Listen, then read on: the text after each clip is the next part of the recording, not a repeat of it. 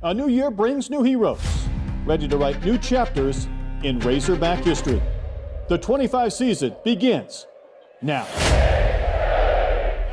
The last time Arkansas opened the season with the doubleheader was 2009. Washington State was the opponent, so lightning has struck twice. The Cougs are back, ready to take on the Hogs to kick off the 2025 campaign. Drawing the opening day assignment, it's Gabe Gackel. Yeah, Gackel was outstanding out of the bullpen as a freshman. Incredible electric stuff. Fastball will sit in the mid-90s, might touch 97, 98. Threw that curveball a little more this offseason. Stays with the heat and gets the K to begin the contest. There's the breaking ball. Wave and a miss. Back-to-back Ks to begin the top of the first inning. Out there on opening day and beyond.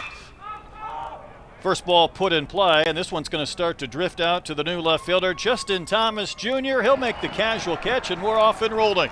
Couple of strikeouts and a flyout. It'll take people a little bit of time to get used to that Ichiro type style, and that ball lifted to left. It's going to carry fairly well, but not quite to the track where Hartman makes the play for out number one. Oh, you want to just, ease into first base.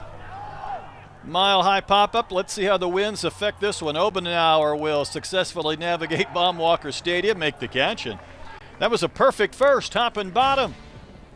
One of those pitchers who is a true four-pitch guy, and he's going to get strike three to Northrup. Anderson is one of those guys Arkansas would like to keep off the bases, and that one's going to kick away from Helfrich. It's going to mean a free base for Cresswell. And the Cougs have a runner at third with one out. Full windup ahead in the count, 1-2. The next offering clipped the elbow of Hartman. Didn't want to do that. A walk-ahead batter, a stolen base, a wild pitch this inning, and a chopper to Aloy. Flips to Souza, and he's going to get the out. He dropped it on the exchange. That saved Arkansas a run. Got to a second. He started to trot. That's close, isn't it? Well, he stepped, yeah. That's really close, but I think he actually picked that baseball up. Freshman who got some playing time here or there. 3 homers, 8 knocked in, and of course you would expect a bunt on opening day, right? Runs through the green base and gets himself a bunt base hit, and that's the first base hit for this new look Razorback offense a year ago. And there he goes. Good pitch to throw on for Cresswell, and the throw is there waiting, and Helfrich is out. And I think the one conversation I mentioned with the thought process of running and you start making outs, do you abandon that because you just can't afford to give more outs up? Yeah, I think that's going to be the fact. An important pitch for Griffin Smith. Lifted to left. Hartman's been busy. Over into the corner, and the catch will be made to end the inning. So Davalon twice has flied out. Tanner on that last pitch. Hard hit off the glove of Pepe, and it rolls away, and that's going to provide the first hit for the Cougars. An infield single from Shansby. Gackel, after a long pause, delivers. Play for Kendall Diggs. Circling underneath it on a windy afternoon, and he will make the catch. So the first base hit for the Cougs, but they leave another base runner. Guys that definitely have the ability, some of the new faces. How about a base hit from Logan Maxwell? That is Arkansas's first hit out of the infield. Maxwell with the walking lead, and Iredale will send one out to left, his first Division I hit. And you talk about power and contact hitters. Iredale considers himself a real good contact hitter with really good power, and I think maybe... I agree. I think Sousa's definitely has that power. High fly, playable left for Hartman, who has been busy. I think that's a ball that Sousa missed right there. That's a little bit good in, but not too much. That's a really good hitter's. Doubles and maybe some power than I am the running game. I'm still not buying in just yet. Pepe's going to pop this one up to second, though. Obenauer will give way to the shortstop. Roy way over on the right side of the diamond will make the catch. And Arkansas got a couple of base hits, but they strand 2 runners. So much for your confidence. Wave and a miss. Strikeout number 6 for Gackel through right there. Wave and a miss. Well, he stays under 80 pitches. He gets 5. See if he comes unglued here. He does not. It's outside, a little bit low, ball 4. Coach third a lot, so nothing foreign for him. Ground ball up the middle, off the bat of Thomas Jr. He can run well, but not that well. That's going to be a double play, so Griffin Smith matches Gackel with 5 scoreless innings. the veteran Will McIntyre. That's kind of another one of those guys like Kendall Diggs. It's really nice to have a guy that's been in the program so long. McIntyre's fastball has kind of picked up a few miles an hour. He's going to touch 90-91 as 4 or 5 days just together. McIntyre will strike out Hartman to begin his 2025 season. Orange. Oh, that ball gone. ripped to right and deep off the bat of Logan Johnstone, and the Cougars have scored first. A solo home run puts Washington State in front in the top of the 6th. Johnstone, how about 102 off the bat? That ball was hammered. That was a pitch way up in the zone, barely at the very top of the strike zone, and ground ball to short. Stayed down for Vahiva. His throw to Pepe retires Longo. So there's a liner to left at a base hit. Davalon with the single, and I don't know if maybe it's that uniform number, Troy. At least in that build, it's a little bit Dominic Fletcher-like from the left side. Compared to 2 for the Cougs. But all the hits have been singles. That'll help. Thrown away by Shepard. And Davalon is off to the races. He'll only get 90 feet, however. Advances to second, and the Hogs have something brewing. To Vahiva Aloy. Hard hit, base hit. Davalon, though, will go to third and be held. He was freezing on that ground ball to left. Didn't get the break. Aloy gets the base hit, and Arkansas has runners on the corners and nobody out. 6th inning. And the pitch to Maxwell. Drilled in the air, left center field. Starting to slice back towards the gap. How about that catch made by Watterson? Davalon will tag and score to tie the game. That was a big-time play from the Cougars center fielder. Cougs are happy, the Hogs are happy because they get a run, but that was a tremendous catch. Wow, you talking hit that home run, but just win. Good pitch. Maybe a little bit off the corner, strike 3 called, and Shepard gets the payoff pitch to Souza. Big strikeout by Shepard. Arkansas got their first 2 base runners on. They get a run, but Shepard navigates any further damage. Rocco Pepe. Ball's hit rather well to right center field, starting to carry. Davalon back, nearing the wall, losing his hat, making the catch. Both center fielders have had to cover a lot of ground in the last inning. Out of the zone. Spray to right, Diggs back, will take it on a hop. Pretty good piece of hitting there by Obenauer. His first college hit is a 1-out single. Helfert wants that pitch down. Smothers it. Obenauer's going to run, and he's going to run himself into the second out of the inning. Catchers can throw the baseball like that. Nice big hop for Aloy. Had his foot back on the grass. Throws to Pepe to retire Cresswell and end the inning. So the Cougars dig at a base hit, but just 3 men bat against McIntyre. Stretch time in game 1. We're tied at 1. Arkansas will be at Globe Life next weekend. They'll be happy. Here's Pepe, and there's a ground ball to third. Handled by Northrup. That is a fair ball, and Pepe's going to be retired. He's 0 for 3 so far in his. To be that successful. Helfrich will wave and miss. So Shepard able to set down Arkansas in order. He's retired 6 in a row since those hits in the 6th.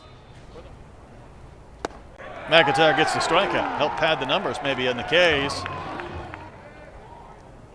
Good pitch. Back-to-back K's from McIntyre. He's only running. Now they're going to go with Parker Coyle, the left-hander, trying to get that lefty-lefty matchup right here. Yeah, so we go back to the top of the lineup. Max Hartman. 2 different breaking balls. This is a little dumper, though, out to left. That will not be caught by Thomas. He kind of rolled over it for a second. I thought maybe that ball was in his glove, but Hartman gets the base hit with a dumper rather than the lefty. Hartman runs, pitches high, throw down is late, and that's a bag for Hartman, who had 10 a year ago. Last year for Parker Coyle, that ERA in excess of 7. Chopper to third, Iredale, now he's committed. He can't throw to first, and he's just going to run right after Hartman and apply the tag. Maybe not the most conventional route, but it works. And the inning ends. Shepard's next pitch. Hard on the ground is short. Roy had a bobble and able to recover and get the speedy Thomas Jr. With any bobble. He did tomahawk that one, but couldn't get much extension. Shonsby will make the catch, and Arkansas has gone down in order and back-to-back innings. So it sends this game to the 9th inning. A little conversation going on right there. We're still tied at 1. No doubt in Christian Fouch. He's going to sit in that upper 90s. Could even touch 100 on occasion. Throws a really wicked splitter as well. That's his off speed. Served out to left, and Thomas let it drop. A little surprised he didn't try to go after that one, but splitter. There's a chopper to third. Iredale is going to get the out at second and back to first, not in time. You know, they talked about kind of an alien pitch. The spin. Hard hit, maybe a chance for 2. Souza to Aloy to Pepe for a double play. I loved how the Arkansas infield just kind of took their time with this one. The ball's hit pretty square. Souza makes sure he's got a good field. Gives a good flip to Aloy. The 4-6-3 double play. Pitcher's best friend. Driven in the air. Deep center field. Watterson back. And he's going to make the catch with just a bit of room to spare. That ball was tagged off the bat of Iredale into the blower, and the breeze may have helped keep this game tied. Blister to right for a base hit, 114 miles an hour off the bat of Nolan Souza. And for all of that, he'll settle for a single. That does break the streak of 11 straight set down. His Arkansas debut. There goes Souza. That pitch is outside. The throw down is a good one, but it's dropped. Had it been a clean tie game, bottom of the 9th. Ground ball chopped to third. It's booted. And the inning continues. Northrop couldn't get it cleanly. Roy was there to back it up. Chambers ready, and the pitch. Wave and a miss. Arkansas strands 2, and we go to extra innings on opening day. Still. Here's another 3-2. Punch to first, and Pepe couldn't make the play. It's going to roll into foul territory, and the Cougars have their leadoff runner on base. Will Cresswell, the catcher, squaring already. Gets the bunt down. Fouch will shovel to first. Cougars back in front. Little tapper in front of the plate, picked up nicely with the bare hand from Helfrich, and then he airmails one down the line and right. Washington State will take the lead on the second error of the inning, and it's 2-1 Cougars. What a dumped out towards shallow center, and it's going to fall. Davalon couldn't get there. And all of a sudden there's runners on the corners with the Pac-12. And a lot of newcomers coming on the road here to Baum-Walker, trying to get a win on opening day. This is a problem. And this ball is going to be caught by Aloy. The throw comes home, and Helfrich makes the tag. Northrop erased. What a sensational double play with a back to the infield catch and a one-hop throw to the plate to keep Arkansas down only by 1 run. Just catch by Aloy, and then to make this throw, didn't even have a chance to set his feet. I think it did. I think it's a tag. It's a tag. The webbing of the glove kind of moved. Well,